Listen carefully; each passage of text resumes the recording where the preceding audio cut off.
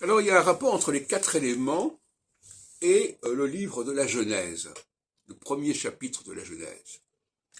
Alors, je rappelle que les 4 éléments, dont on se sert en astrologie, mais pas seulement, le feu, la terre, l'air et l'eau. Eh bien, on retrouve ces 4 éléments dans la Genèse, et on va les retrouver également dans la liturgie. Dans la Genèse, on a le feu, c'est la lumière. Or, on a la terre, puisqu'on parle constamment Dieu créa le ciel et la terre, Eretz. On a l'eau, c'est pareil, les eaux, Maïm, etc. Et on a l'air, c'est l'air, le Ruach, l'esprit. Donc on a ces 4 éléments, et c'est pas par hasard, probablement.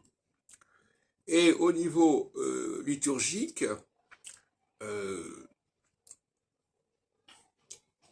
j'en parlais dans une autre vidéo, le liquide est très important. Le liquide est très important. Et quand je dis le liquide, je veux dire aussi le sang. Parce que le sang est liquide, je ne dis pas du contraire. Et d'ailleurs, la preuve en est, c'est qu'il y a aussi le vin. Le vin, c'est un liquide qui est un peu intermédiaire entre l'eau et le sang, si on peut dire, et qui joue un rôle important dans l'Eucharistie, mais qui également fait l'objet de bénédictions chez les Juifs, où le Shabbat, on boit du vin et on fait une bénédiction sur le vin, sur le produit de la vigne, plus exactement. Et à l'opposé, on fait aussi des bénédictions sur le